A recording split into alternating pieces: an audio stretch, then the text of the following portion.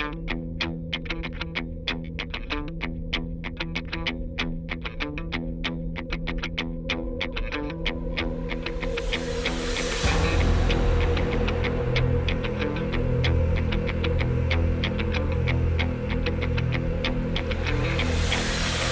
up everyone, welcome back to the North Leeds Jitz podcast. As always, we're joined by Professor Mike. What's up?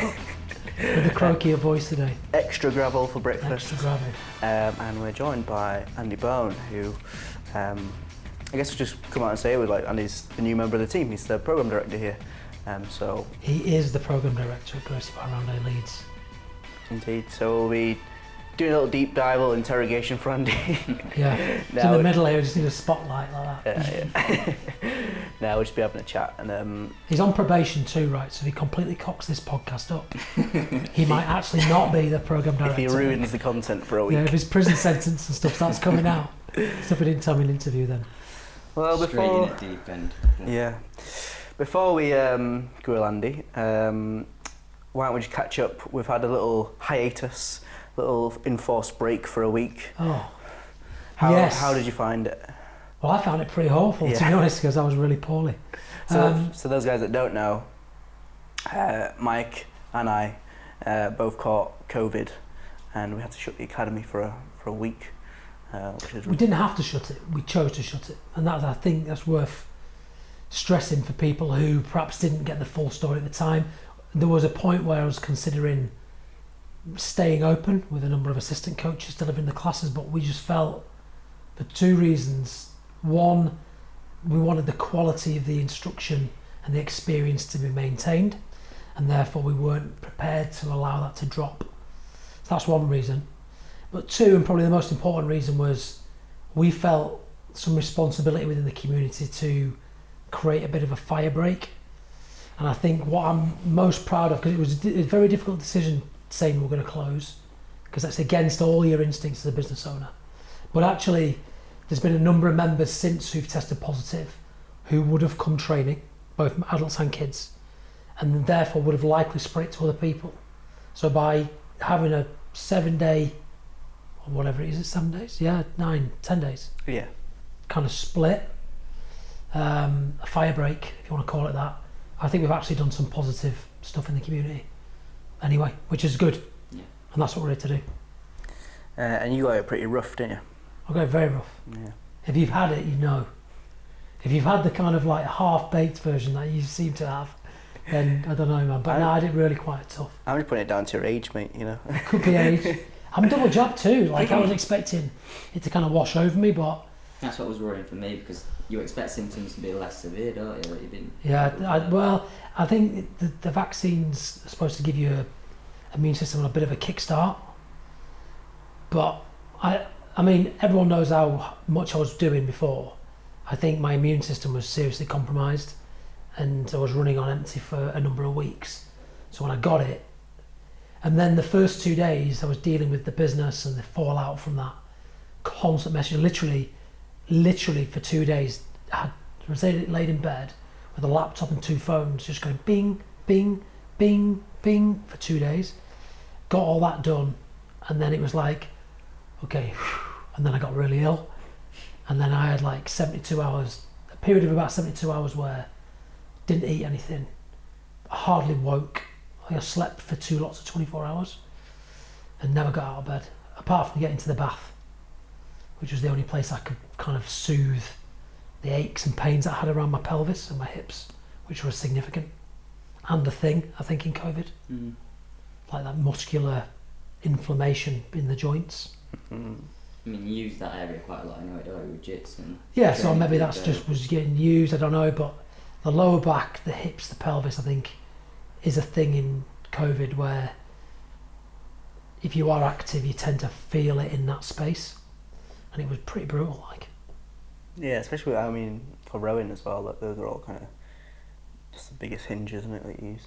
Yeah, but then it was like, I did a load of sleeping, I didn't eat, and then I woke up on the Friday feeling slightly better, and then there's been kind of an improvement day on day, but I'm still feeling that kind of, we can hear it in my voice, but the kind of exhaustion side of it. So I've been in all morning, kind of doing some work and trying to catch up. I'm just tired. But we've got to go and teach some classes, so see how that goes. For sure. You'll probably see me taking, certainly for the next few days, until I get back up to speed, probably a slightly backward stepping classes and being around but not leading warm-ups and stuff. Yeah. Because I just don't think I've got the energy to do it. Yeah. How about you? For me, it was just like a cold flu, and then steadily kind of got better each day, really. Yeah, it was. What was interesting was, because you've obviously been suffering from hay fever a lot. Yeah. I suffer from hay fever. There was that pollen spike kind of mid the previous week. Mm-hmm. And, you know, you kind of got that sniffle, and I got a bit of a cough later in the week. And we put it all down to the pollen, because it was like, well, must be the pollen, right? Yeah. Negative lateral flows all the way through. And it was only when I'd had a negative lateral flow. You had negative lateral flows the whole time. That's right. It was just one positive PCR. But I had a negative lateral flow on the Friday, and then the Saturday morning negative. It was only the positive on the Saturday afternoon. Mm. So like my pledge to people having been through this now is, look, don't rely on those lateral flows. No, yeah. If you've got any sense, you've got to go get a PCR. Even after your positive PCR, did you still receive negative lateral flow? I didn't, after the PCR, I didn't then Didn't retest bother. with a lateral Yeah. flow. Mm. But Sarah I did did it. that. I Sarah, did, my wife did. Yeah, I did it. You know, same day I had a lateral flow negative and a PCR positive. So Yeah, they're not reliable, Yeah. are they? No, but this is what it is. You've got to. Some members I know have had positive lateral flows, which has prompted a PCR, which is good, because they would have just come to training, so that's positive. But yeah, just a miserable week really. But you know, it was going to happen. Unfortunately for us, we both got ill at the same time, but that was probably going to happen, given we spent so much time together. that you love. Yeah, I really love it. Yeah, yeah. So that was going to happen. I think the test really is how you deal with these situations when they come up. Do you throw in the towel? Do you bury your head in the sand? Do you blame everyone else, or do you actually just get a grip of it and deal with it? And I think when we reflect back on it, hopefully everyone will have seen some real agility around decisions that were made, some strength around those decisions, and ultimately we did the right thing. So Awesome. Well, let's move on from that. Let's start with talking to Andy for a little bit. Andy, for members that haven't met you, although I'm sure there's very few, and for members long into the future that go back into the podcast archives and see what we were talking about, do you want to tell us just a bit about yourself, like why you wanted to kind of get into jiu-jitsu and how you found it so far and stuff like that? Yeah, so I'm Andy. So I got into jiu-jitsu originally. I actually got into mixed martial arts back home in Scunthorpe, where I'm from. It was sort of just like a bit of an outlet for me because they do them free charity events. They do them white collar boxing. Yeah. So I did a couple of the boxing ones. Went into the MMA ones thinking, I'll be alright with my boxing, and just got absolutely torn apart on the ground and thought, well, do you know what, I've got to learn this sort of stuff. So did the MMA ones, fell in love with it, decided I didn't want to do my career what I was doing at the time, which was mechanical engineering back home in Scunthorpe. So I decided to leave that kind of job, move to Leeds, start a degree in psychology, and as I was doing my degree in psychology, this place came up. The amazing synchronicity with this place was, I was in, I think it was like November. When did you do the opening? December, yeah, so it was December. I just watched the Henzo Gracie documentary, Legacy. Good documentary. Brilliant documentary, yeah. And I thought, do you know what, I need to get back into something. I'm in a bit of a rut here with lockdown and stuff. Googled jiu-jitsu clubs near me. Boom, first one that popped up, Gracie Barra around Leeds. Looked on it, and you were doing the opening that day. So I rang in and it was like 10 to 5, and I rang in like, your wife answered, Sarah. Yeah. And she was like, yeah, you can come in now, like, but we're closing soon, so you need to be quick. So I rang Sha, I was like, right, Sha, I'm just off to this jiu-jitsu club, they're closing in a minute, I'm just going to go have a chat. So she took me, she came in as well, met you, and yeah, just went from there, really. That's all. Wow, stuff happens like that sometimes, right? Like a sliding doors moment. Yeah, I remember you coming in as well. And when you said you'd done some MMA, I thought that's quite exciting because there's someone here with a bit of experience because everyone else was brand spanking new.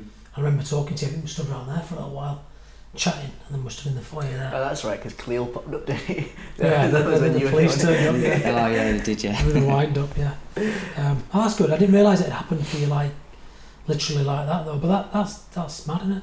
Yeah, meant to be. And how have you found it so far? It must have had a big impact on you because I hope you won't mind saying, but you kind of left your degree to kind of pursue this, right? Yeah. So I had 9 months left on my degree, which caused a bit of division in my family. They were kind of like, half of them were like, just follow your heart, do what you want to do, and half of them were, you've got 9 months left, get your degree kind of thing. The thing is with having 9 months left and getting the degree, when I spoke to you about it, you wanted me all, because I was thinking in my head I could do the degree for 9 months and do this job and just redline myself. And when I spoke to you, you wanted me all in, you wanted me to commit to the role. 100%. And if I did get my psychology degree, then I'd have like one foot out the door thinking about other things. And that made me want the job even more then, because I thought, yeah, do you know what, this place is going places, you got to be blind not to see that. And it's what I'm passionate about. And the fact that you want me all in, growing with the team, contributing to the success, I just thought to myself, I've done it once before, mechanical engineering. Everyone was telling me I was stupid leaving that when I was earning X amount and going to do my my degree on student loan, basically earning nothing. And that felt like a no-brainer at the time. And this one just started feeling the same way. So I haven't really looked back since. It was interesting because we had a conversation as well, and that rang true with me about John Danaher's story. The way that he was. So he was doing his PhD, was he? Yeah, he had like one assignment left to hand in on a PhD in philosophy. And then Henzo was like, hey, Matt, Sarah, Ricardo Almeida are leaving, I'm going to go fight in Japan, someone needs to run the school, it's you. And then he was enjoying that, and then he was like, well... That's a little bit like what's going to happen to you in about a year's time. I've got an ocean to row, someone needs to run the school, it's you. Yeah, and then how John tells it was like, well, you've got like these multiple world champions that have just come and left. He was like a blue belt, like soon to be a purple belt, and he's like, I can't let the quality of teaching go down at Henzo Gracie's school. I don't want to be that guy where it's like, oh, all these students are coming in and they're getting taught by Matt, Sarah, and Henzo, and now it's fucking Danaher's class. Shit. So he was like, well, you know what? I can go finish my PhD in philosophy. And I'll probably go to some university in the Midwest, middle of nowhere, and teach for a long time.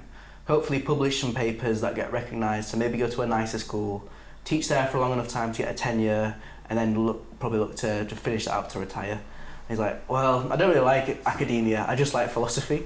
I'm just going to go, because I feel like I'm learning way more about philosophy and life on the mats. So I'm just going to go do that. He's just left his PhD. So that rang true with me because I wasn't really that passionate about psychology. It was just another thing to get into other than engineering. So then my kind of path was I didn't really want to do a career just having a psychology degree. So I was going to do a master's in a specific psychotherapy. And then it's another few years training in that specific psychotherapy. So then when I was finally like licensed to actually be a psychotherapist, would I really enjoy it that much? That was my question. So. And then if you think about what psychotherapy or what that kind of is all about, it's ultimately about helping people, right? Like, that's what it is. And usually helping people who are at the time in a pretty dark place. Well, we're doing that here, man. Not necessarily all in a dark place, but we are helping people in lots of different ways. And contributing to that gives you a great sense of self-worth that I imagine any kind of psychologist, psychotherapist gets themselves. So you're able to do what you actually wanted to do anyway. And I did have that thought process. When I was leaving engineering, I thought to myself, I don't want to be fixing machinery. I actually want to be working with people, trying to help people. And that was my thought process to do psychology in the first place. So yeah, here, you're reaching a broad community, massive community, helping them in one of the best ways possible, because it's helped me so much as well. So I can relate to it as well. And I believe in kind of what I'm selling, which is always a positive. 100%. I would argue actually, your influence working in jiu-jitsu in an academy like ours is actually much more, it could be more profound because you're working with children as well. And that sphere of influence that you have as a coach. Well, not only as a coach, but as a PD. If you think about, like, if you manage to convert a member or a parent to sign their child up, and that child then went on to develop in a way that, with jiu-jitsu, that they were unable to develop before, and then the knock-on effect that has potentially in other areas of their life, including their academics or the friendship circles or the physicality or whatever, that's a massive sphere of influence that we're able to exert on people, and potentially life-changing without kind of over egging the pudding. For some kids, we see them all the time, timid, shy, uncoordinated people who develop in a very short space of time into very confident, coordinated, put together young girls and boys.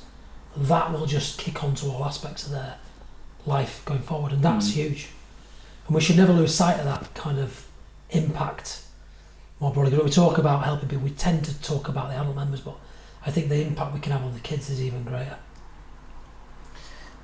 We often talk about how the reasons a lot of people start jiu-jitsu and the reasons people continue in jiu-jitsu are often different. I just wonder, Andy, if you had, like, you told kind of why you started and stuff. These last few months, have you found jiu-jitsu meaning something different to you, or has it not been there yet? Yeah, so learning about the origins of Gracie Barra and how it all started. I mean, I had some idea in my head how jiu-jitsu came about with Cal Coma coming over to teach Carlos Gracie Sr., and then obviously just the family of assassins grew in Brazil and spread all over. But yeah, learning about, like, the three core things, so the brotherhood integrity development, and learning all about that, yeah, it's motivated me more in this role just to kind of implement those three things, because I think they're important.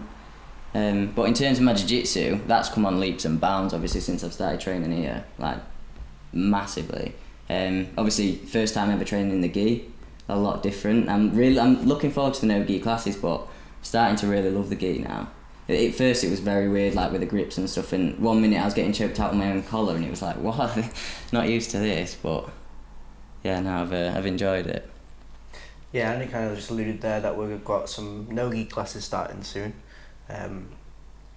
which I'm looking forward to, but I can't take part in. Yeah, we need to work that out. How are you going to work that out? I mean, I'll just roll no-gi every now and again, you know. Yeah.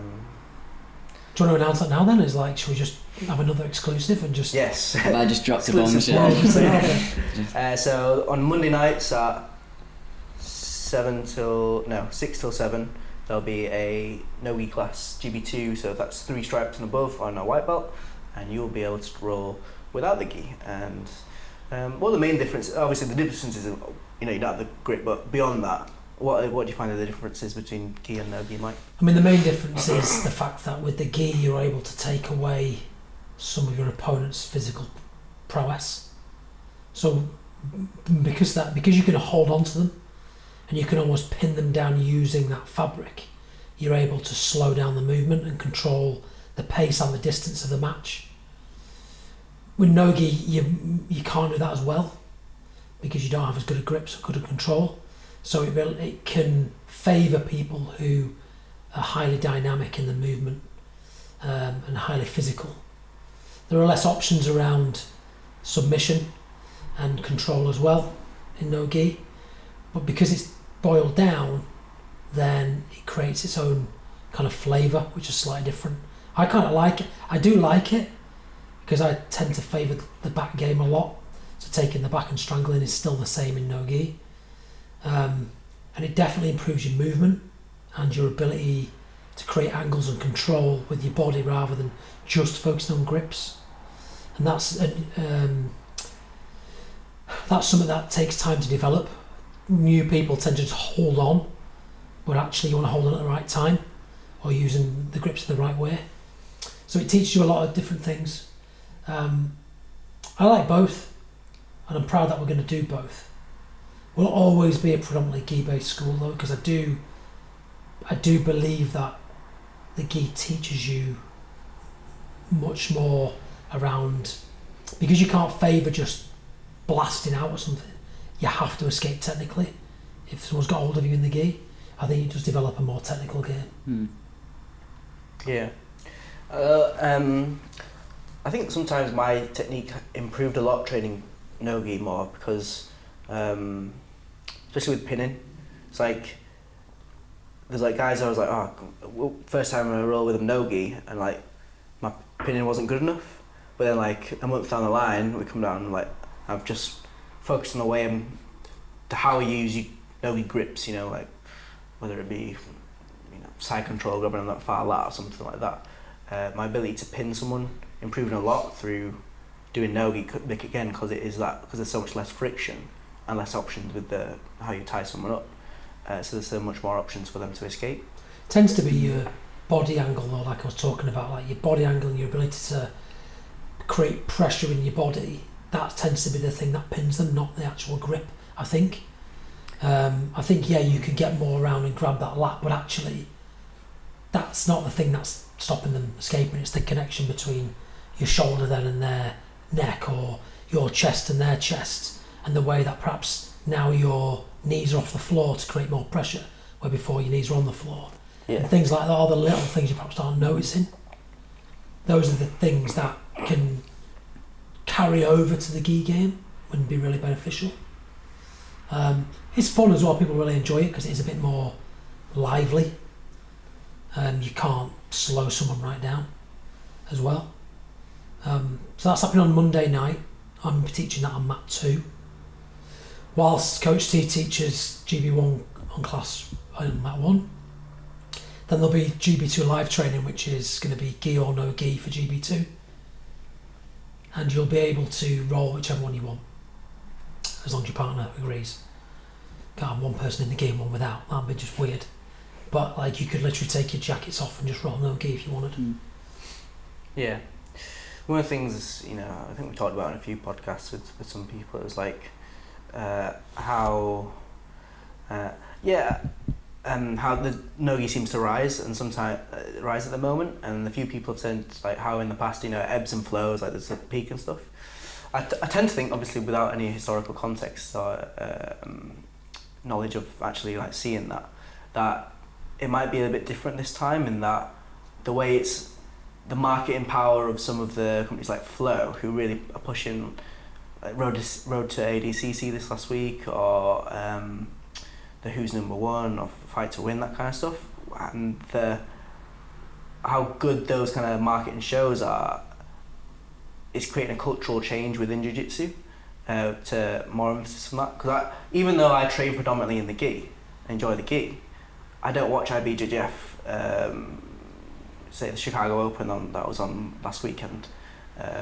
Even though it's on Flow, I could watch it right there. I much prefer to watch Road to ADCC's on. I'm going to watch Mikey Musumeci and Gio, because like, I guess you gravitate towards those big names in the sport, and those big names tend to be more no-gi right now.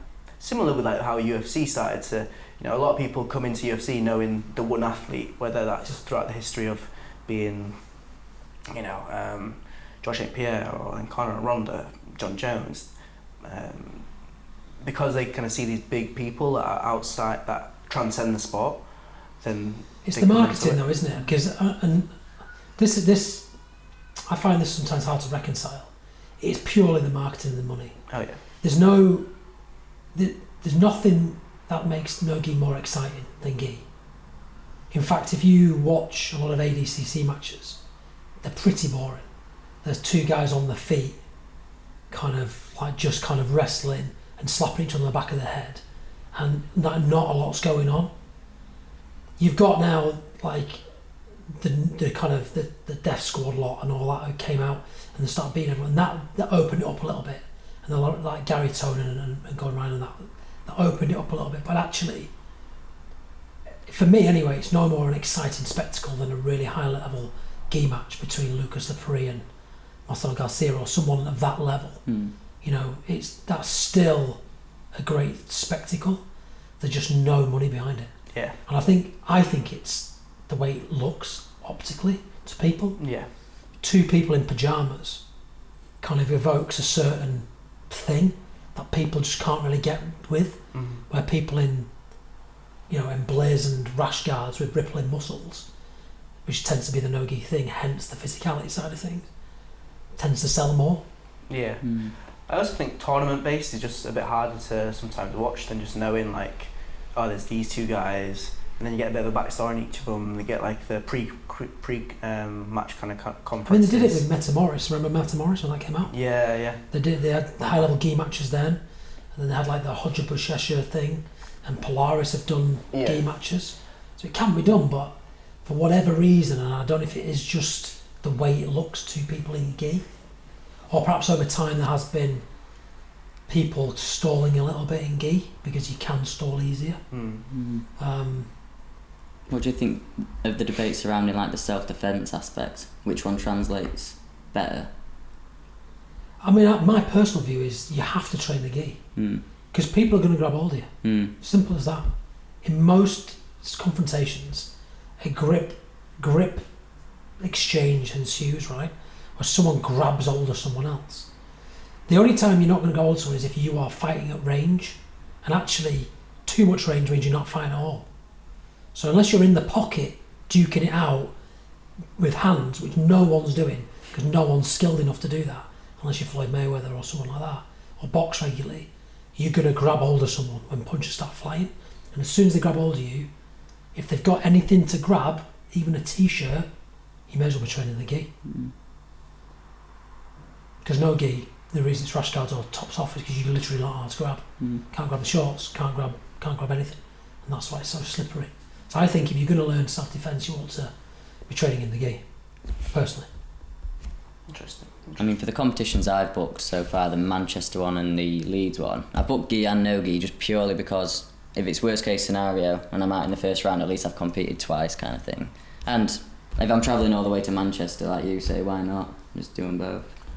Yeah, and it'll be a different experience for both. I think with your MMA background, as limited as it is, I think it still gives you an advantage against most people. I think, and let's face it, most white belt matches tend to be won or lost on points because people don't know enough submissions or don't spend enough time in position to win. Save you kind of a triangle or an armbar or a guillotine from a failed shot. So there's no really issue doing both. I think you'll find that both will feel very similar because there'll be similar types of games at that stage. I think you become specialist in no gi by training predominantly no gi, and you're leaving the gi behind. The only school I've known to train 50% of each is Marcelo Garcia's school, and they literally were 50-50 when I went over there. It was like half of the week was gi and half the week was no gi.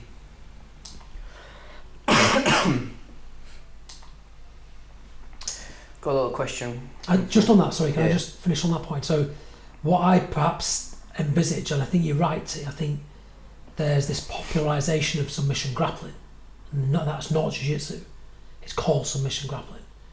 And people are calling it different, and we've had people approach us and their question is, do you train no gi? Do you train submission grappling? And they're actually not looking for the gi.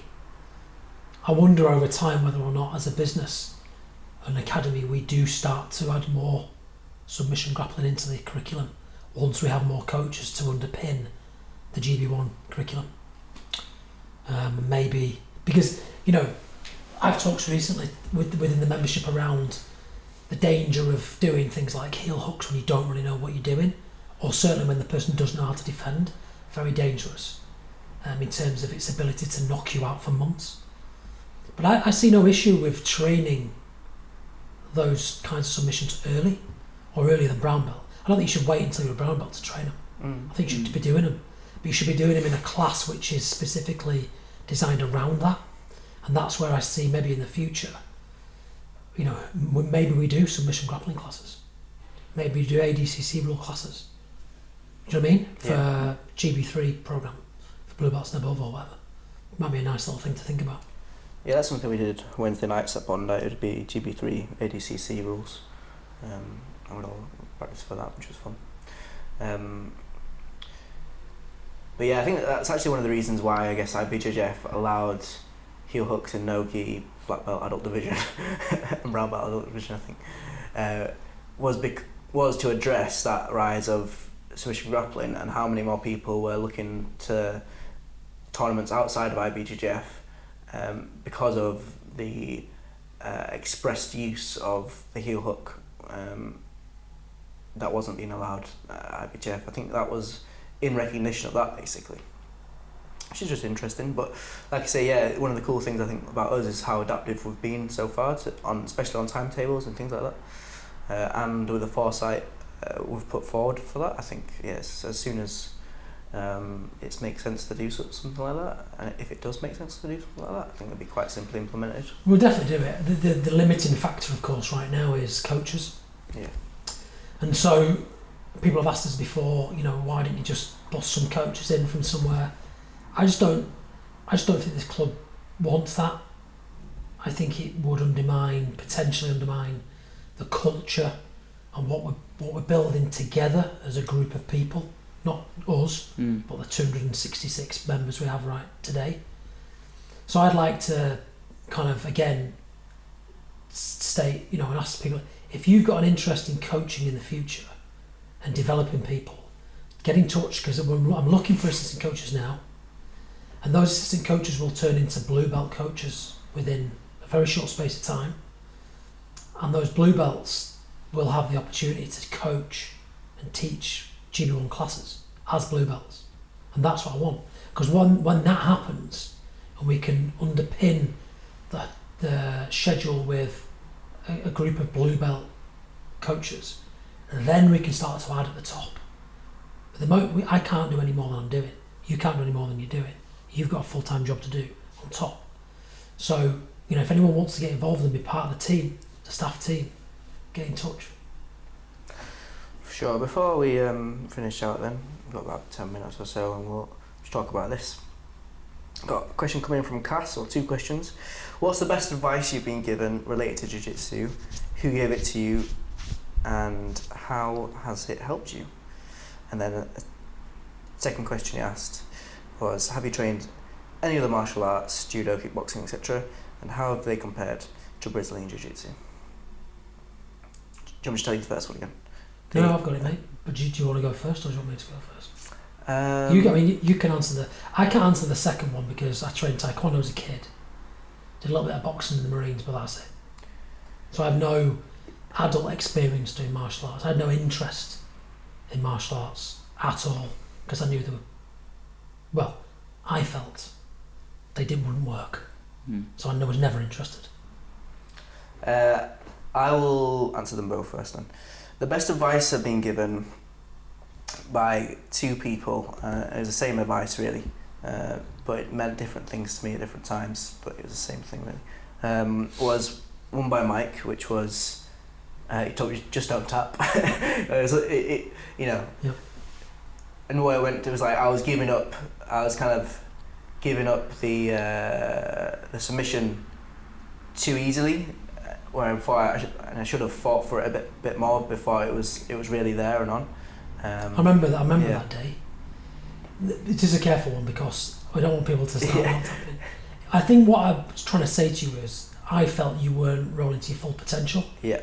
And there was like a 20% bit at the end where you were getting to the 80% and then becoming so passive, and it was almost like you were being over playful and like, oh, it's okay, it's just a roll. But I was like, no, you want to be a blue belt. Like, we need to see you doing your shit, and that means not tapping when you could probably get out. So it was this passive piece at the end. Yeah. And that's a real funny one for people to get their head around. And similar advice I got from when I was training at Bali MMA, a guy called Anthony Leone, who was like NCAA D1 wrestler, Pan Am's medalist, one championship fighter, and he was like, I know exactly what you need to do, because I was doing it. I was like, you just need to up your aggression a little bit, like fight for each position, instead of just accepting like working from a new position, like fight for it a bit more, and that helped me a lot as well. Similar advice then. Yeah, it's very essentially the same. Have you trained any other martial arts? I have. My main background's in Thai boxing. I trained from when I was 5 all the way up to when I was 20. A lot, like sometimes up to like 25 hours a week I was training. How does it differ from Brazilian Jiu-Jitsu? How are they compared to Brazilian Jiu-Jitsu? I was actually speaking to Coach Ben the other day about this, because and I was saying, like, sometimes I think, I wish I got into jiu-jitsu when I was instead of Thai boxing as a kid.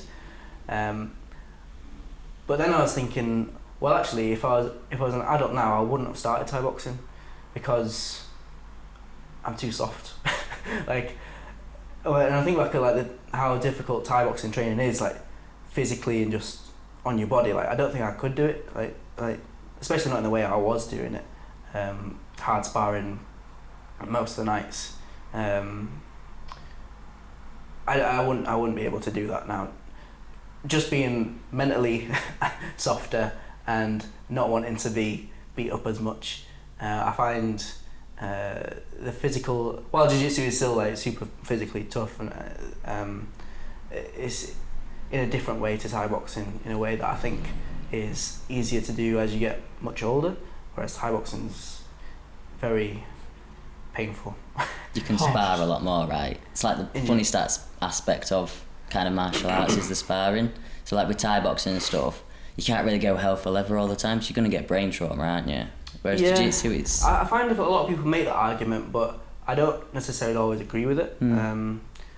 When I was 16, me and Camille would be going out sparring every night, essentially as hard as we could, really. But if you're head kicking people and like as hard as you can, that's not a sustainable way forward. No, it's not smart, but it is possible.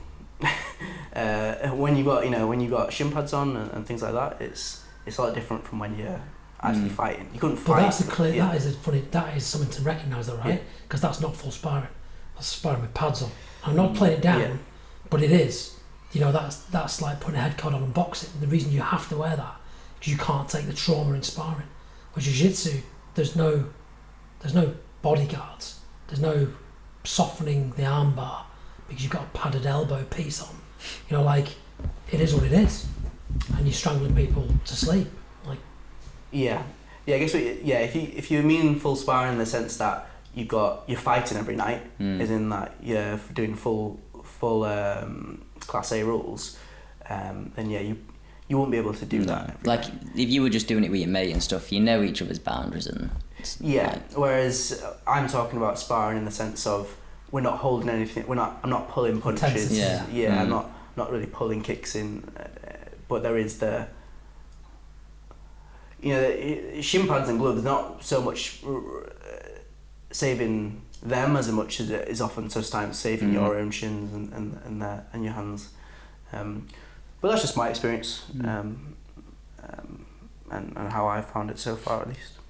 I think there's just a difference between the realism of what you're practicing there, surely, because if you're having to put head guards on or shin guards, even to protect yourself, that's not replicating what it would be like to be in a fight tomorrow and how that would feel on your shins or on your hands or whatever. That's why a lot of people, even when they're highly skilled fighters, will break their hands on other people, and because it's not sustainable. You can't do it.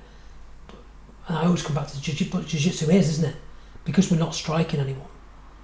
You literally could, and because we're obviously stopping when someone says tap, it's a very real exchange.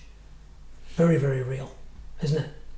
It's no different rolling in there than it is, aside from the fact it would hurt a bit more on the gravel in the car park. It's absolutely no different. It'd be a damn sight easier outside, actually, because they don't know what they're doing. Yeah, for sure. Do you want to answer that question? Question of advice? Yeah. I don't know, really. I couldn't really pick a piece of advice out from Tom or from Victor or anyone else. There's been a lot. I couldn't really pick one. I think, understanding it's, this will have been told to me, but that it's a long process, I think, and to not kind of have any expectations. There was a moment where it was a nice release when I was kind of reminded that I'm not going to be a world champion in Brazilian Jiu-Jitsu, training 2-3 times a week. That was quite a nice pressure off, so which I could just enjoy then.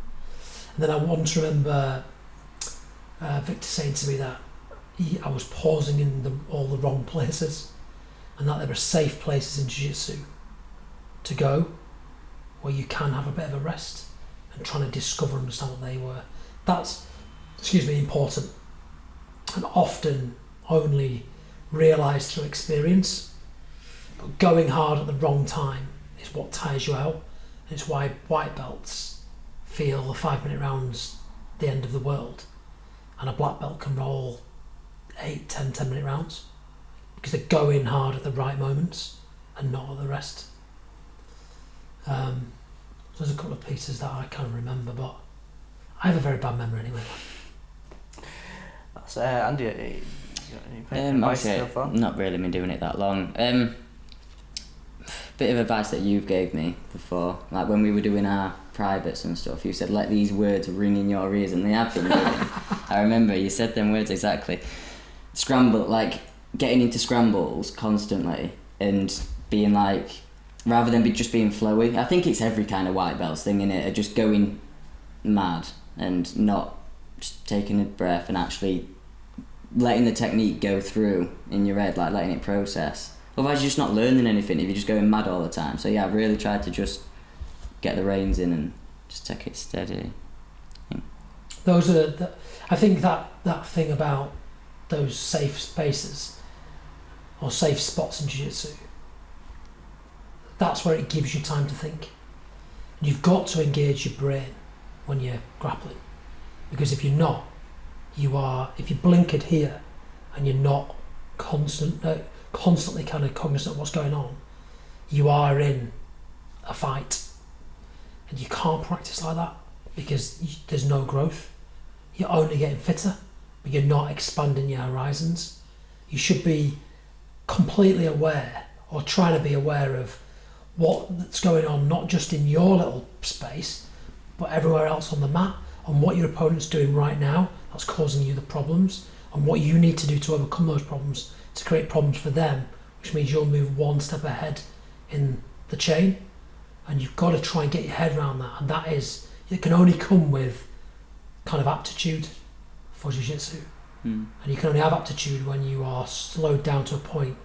And this is where someone who's new to jiu-jitsu needs to slow down even more, because they've got less bandwidth to be able to think. And the more experienced you become, the more you can continue to roll at higher levels and still think. It's not the other way around. But it's so hard to do because you know so little that your instinct is to use the only attributes you've got, which is brute strength and ignorance. Kind of time to wrap this up, really. So, although we could keep going. Any last points from you, Andy? Just that I'm really looking forward to the role. Really looking forward to, like, obviously keeping the members as happy as they can be in the academy, and looking forward to growing with the academy, contributing to the growth that yourself and T have already made. I feel really welcome, part of the team straight away already. I haven't even had my start date yet. Feel like I'm going to be well looked after, and yeah, just looking forward to getting stuck in and helping out. Good. So there'll be a slight change when we come back from summer in perhaps the way it feels. Any member who wants to talk memberships or have any communication, really, that'll be done through the PD, through Andy. So Andy will have the work phone. We'll be kind of managing those WhatsApp groups and dealing with any membership inquiries, both incoming and internal. If you need to speak to me or Coach T about something specifically, then you can either go through Andy and ask for that, or you can try and find us separately. But I'd suggest if that is the case, it's something pretty significant. And we have to create that, because that's Andy's role, is to run the programme, to direct the programme, which is membership, schedule, classes. T to manage the digital side of the business and the marketing and the website, and coach, and then myself to coach and to oversee the whole operation. And we have to start to get that right, because it can't continue the way it's gone, because it's unsustainable. And we've just seen in the last week how we've got a critical kind of one point of failure. That if I go out, there's only you left, and if you go out, there's no one left. So we're trying to have that resilience and infrastructure so that members can stay on the mat for longer. Any other closing points? We could. Do we want to? We feel like we're in a bit of a kind of like. We keep announcing all this stuff on this podcast. So what about like the changes in the summer? Should we do that now, real quick? Sure. Something to get excited about. Yeah. Do you want to go ahead or do you want me to? Yeah. No, I'll say it, man. So we're closed for 2 weeks. We close every summer and every winter for 2 weeks. There's a calendar on the website that states the dates, and we do close for the odd bank holiday as well, or major competition, but those are the main ones. Everyone's membership price has been reduced to reflect that. 4 weeks off training. That's pretty consistent across the board for most places. If not, they tend to close anyway at Christmas. What we intend to do in those times is make sure that we expand and improve the offering. So this time, a couple of things that are happening. So we're having a full state-of-the-art CCTV system put in the academy, 7 cameras, hard drive recorder, 14 days of recording. And the reason for that is for a couple of reasons. Primarily it's safeguarding, particularly for our younger members. So, we will have a view onto each changing room door, so we know who's in the changing room at any one time. So any parents listening, anyone like that, we will know if your child's been in there, who's been in there at the same time. It's very important. Also health and safety and security of the whole kind of building, that's very important to us. So we're putting that in. That's not cheap, but we've got to be done. And then we are extending out into a second mat area and creating mat number 2. We've discussed today options around creating different access points to that. I think we feel like that's not achievable, so it will be accessed via the main mat, but class timings will tend to mirror each other, and that's where GB2 will take place.